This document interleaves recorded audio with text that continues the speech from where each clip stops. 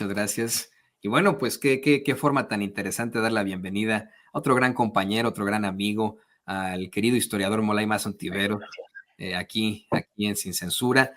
Sin Censura con Toño Ruiz, Claro. como ya está en la Sin Censura con Vicente Serrano.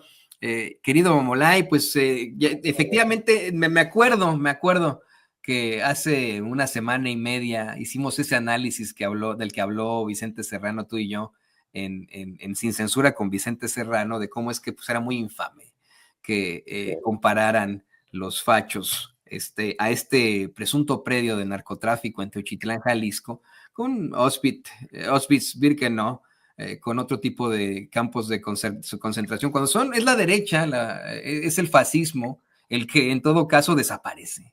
Ahí están los ejemplos sobran, desde la Guerra Civil Española con Franco y la cantidad exorbitante de desaparecidos, hasta todo lo que ocasionaron los neonazis, lo que ocurrió en Colombia con tantos regímenes de derecha, lo que provocó la derecha en México. Las desapariciones son innatas, son claras y son únicamente cercanas de la derecha. ¿Quieres hablar de esto un poquitito antes de que vayamos al tema más padre, más bonito de los 700 años de la fundación de Sí, México? claro.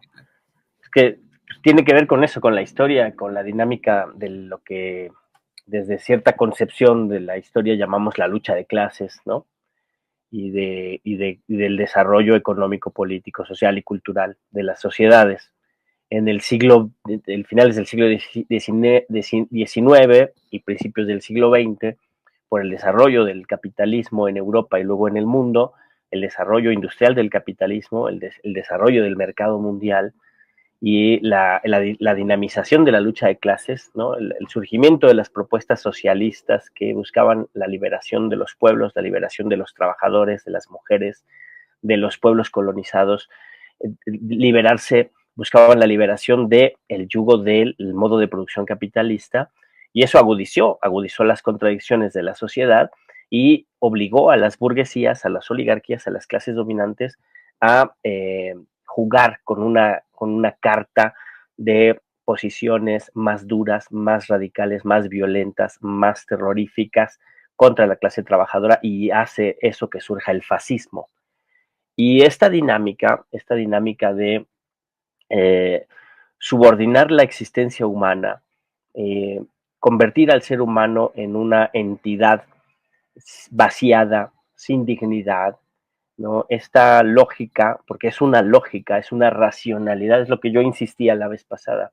¿Qué tiene en común Auschwitz con lo que haya pasado en el rancho, que no es nuevo y que se ha visto en muchas otras partes, ¿no? Que es el crimen organizado subordinando la vida a la producción de capital, ¿no?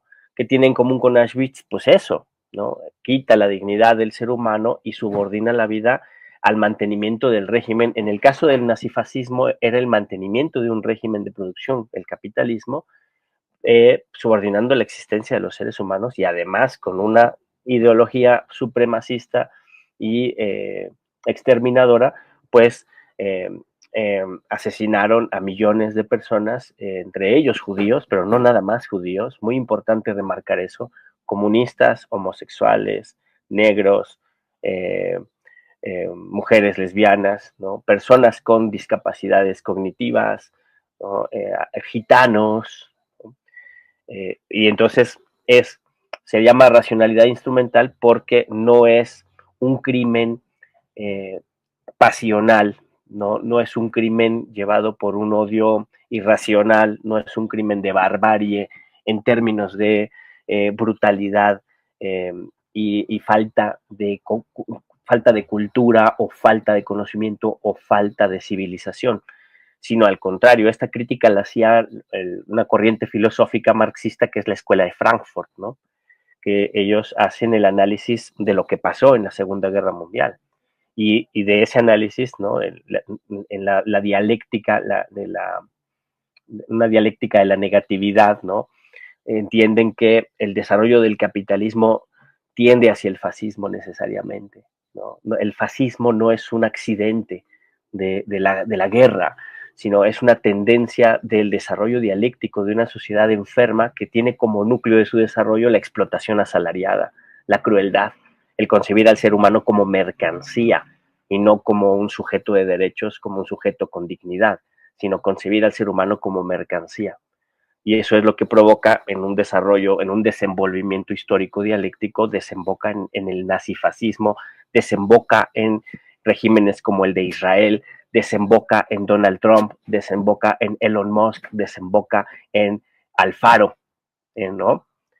Y en eso tienen en común la lógica del crimen organizado y sus centros de reclutamiento y de asesinato, y los campos de concentración nazis y el genocidio en Gaza, ¿no? Eso tienen en común, el considerar al ser humano como mercancía, como algo desechable, como algo que se puede comprar y vender, que se puede capturar, que se puede explotar y que se puede desechar. Y esa no es la lógica propia del narcotráfico, esa es la lógica propia del capitalismo, es la lógica de la sociedad capitalista. Por eso nos atraviesa a todos y nos enferma a todos. Y por eso se expresa en la cultura, en el lenguaje, en la literatura, en el periodismo, se expresa en todos los ámbitos de la sociedad, porque es la dinámica propia del capitalismo, ¿no? El narcotráfico forma parte de esa dinámica, pero lo que está de fondo es la dialéctica del capitalismo y es lo que se llama la racionalidad estratégico instrumental. Antiética le pondría yo de apellido. ¿Qué se puede oponer a esa racionalidad estratégico instrumental antiética, deshumanizante, capitalista? Pues se contrapone a eso una racionalidad ética que tiene como base el reconocimiento de los seres humanos como dignidad infinita. De ahí surgen los derechos humanos. Esa es la piedra de toque de toda la argumentación de los derechos humanos, ¿no? ¿Y cuál es la frase que le da origen a este pensamiento? Nada humano me es ajeno. Y el fundamento ético del amor al prójimo, ¿no? Y ese es el fundamento filosófico del movimiento que hoy llamamos Cuarta Transformación, ¿no? Y entonces ahí está, se contrapone. Por eso a la derecha le encaja también decir esto es un campo de exterminio y ellos disfrutan diciendo eso, ¿no? Y demuestran al mundo entero, le demuestran su vileza. Y digo la derecha, no nada más me refiero a la pandilla golpista, esta articulada por los narcopartidos, PRI, PAN, Movimiento Ciudadano, que hoy está demostrado son narcopartidos, ¿no?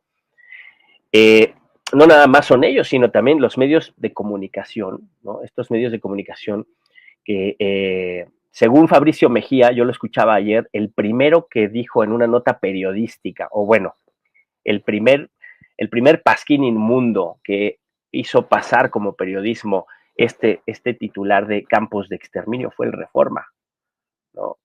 Digamos que fuera del espectáculo y fuera de los vocingleros de los programas de entretenimiento, los primeros que como pseudoperiodistas intentaron colar esto como si fuera una noticia, como si fuera una pieza de un trabajo profesional, pues fueron los del Reforma, y de ahí se repitió, ¿no? Pero lo hicieron a partir, y eso también hay que considerarlo, de cómo se utiliza, en muchos casos, cómo se utiliza a los colectivos de madres y padres buscadores y buscadoras, cómo se utiliza a estos colectivos para dar un golpe de efecto, porque yo insisto mucho en eso, no es cierto que las madres buscadoras encontraron el rancho, no, recibieron una llamada telefónica que les dijeron dónde ir a buscar, ¿no? Y entonces ellas fueron con sus teléfonos y fueron y encontraron lo que tenían que encontrar y lo grabaron y lo transmitieron. Y esa transmisión fue lo que agarraron los medios de comunicación y antes ya había llegado a comunidades de TikTok, antes ya había llegado a redes sociales, ya había una conmoción en redes sociales porque estaban esos videos circulando y el en vivo de las madres de los guerreros buscadores, ¿no? Y después lo empezaron a hacer una noticia metiendo esto de el campo de exterminio, ¿no? Y entonces yo diría, esto del campo de exterminio tiene estas dos dimensiones, ¿no? La dimensión profunda, filosófica de la racionalidad estratégico-instrumental, que hay que entenderlo muy bien, y por eso sí tiene algo en común la lógica del narco con los crímenes nazis, porque es la irracionalidad del capital, ¿no? Y lo otro es lo históricamente desproporcionado, ¿no? Porque haya pasado lo que haya pasado en Teuchitlán, ¿no? Con o sin hornos crematorios, no se le puede llamar a eso un campo de exterminio equiparándolo a la tragedia de la Segunda Guerra Mundial. Eso es totalmente desproporcionado. En términos históricos estrictos, es absolutamente desproporcionado.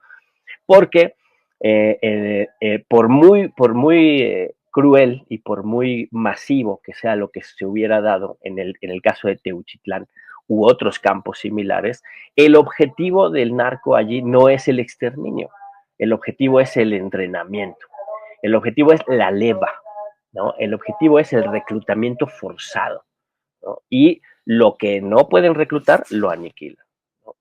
Entonces ahí hay muchos crímenes de secuestro, por cierto, crímenes de secuestro a los que se dedicaba la hermana de Xochitl Gálvez, ¿no? Hay crímenes de secuestro, hay crímenes de asesinato, hay crímenes de trata de personas, hay crímenes de trabajos forzados y esclavización. Hay muchos delitos que se están cometiendo allí. Pero hay otro delito más que se está cometiendo, que es el delito de mentir flagrantemente y de armar una narrativa con un objetivo golpista, utilizar el dolor de las familias, de las víctimas de secuestro, de desaparición o de asesinato, para golpear políticamente. Eso es vil, es una vileza que traspasa todas las líneas rojas de la ética periodística, todas las líneas rojas de la ética política, y no lo hacen solo medios nacionales, porque el medio pantuflo, para decírselo en su idioma, el medio pantuflo, El País, ¿no? También están, ayer apenas decían imágenes del campo de exterminio, y así lo publicaban los del País México, pero igual, aunque sean el País México y aunque ahí trabajen periodistas mexicanos, son un medio de comunicación, son un medio de tergiversación gachupín, ¿no? Y si allá en su país son un medio mentiroso del grupo Prisa, un medio subordinado al gran capital y a la racionalidad instrumental del fascismo, pues aquí vienen y meten sus manotas de gachupines también para seguir incentivando esta mentira que se está cayendo, ¿no? Porque cierro con esta parte, lo que vimos ayer de los medios de comunicación, vimos dos tipos de medios de comunicación, ¿no?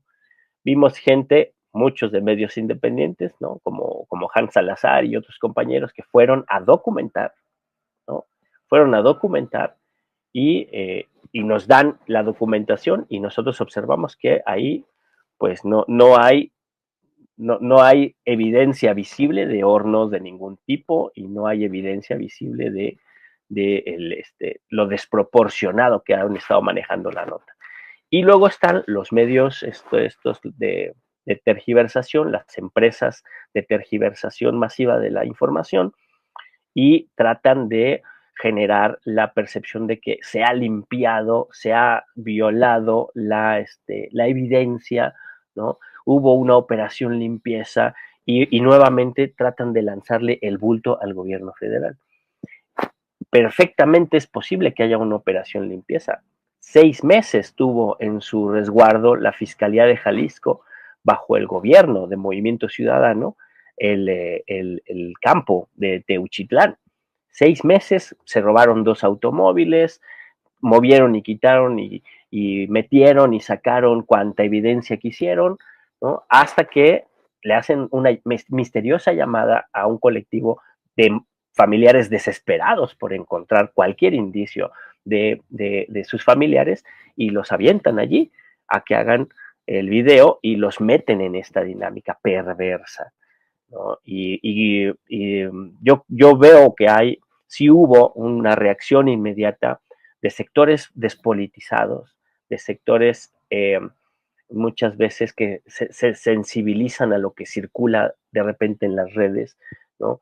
Pero poco a poco se ha ido cayendo la narrativa terrorífica de los medios de comunicación reaccionarios y corporativos, y poco a poco se ha ido desmantelando y está surgiendo la verdad de que esto ha sido una utilización perversa de la tragedia humana que significa el crimen organizado y la violencia desatada por el régimen calderonista y por el régimen priista, ¿no? Y eso es lo que no debemos perder de vista. La historia y la memoria deben prevalecer sobre la mentira, pero también el análisis crítico profundo que nos permita entender la lógica del narco inserto en una lógica económica y cultural que tiene como religión el modo de producción capitalista y el mercantilismo y la indignidad, el desconocimiento de la dignidad de los seres humanos. Y ya no me digas de la naturaleza y los animales y el ecosistema, ¿no? Porque ahí podemos abundar mucho más. Mi querido Toño, ese es así a grandes rasgos, abuelo de pájaro, mi análisis de esta situación. Y pues no puedo más que estar absolutamente de acuerdo, ¿no? A la derecha le encaja perfectamente hablar de campos de exterminio, tiene toda la experiencia en los mismos. Y yo quisiera... Los aplauden, ¿eh? Los aplauden. Los aplauden, Toño, porque las organizaciones que fundaron al PAN, ¿no? En su momento, en los años 30, eran fascistas. No, Eran el PAN mismo se funda 14 días después de que Hitler invade Polonia, ¿sabes eso? Claro. ¿No? 14 días después de que Hitler invade Polonia, y de verdad tiene una raíz nazi, el Partido Nacional. Y luego el Yunque, que es una de las fuerzas modernas, ¿no? Actuales, porque ellos podrían deslindarse de sus orígenes, pero el Yunque es vigente, es actual. Sí. Y también son antisemitas. Y también en su formación política teórica aplauden los campos de concentración. Antisemitas más priosionistas. Claro, pues el sionismo es antisemita. Sí. Claro. Sí. Ahí está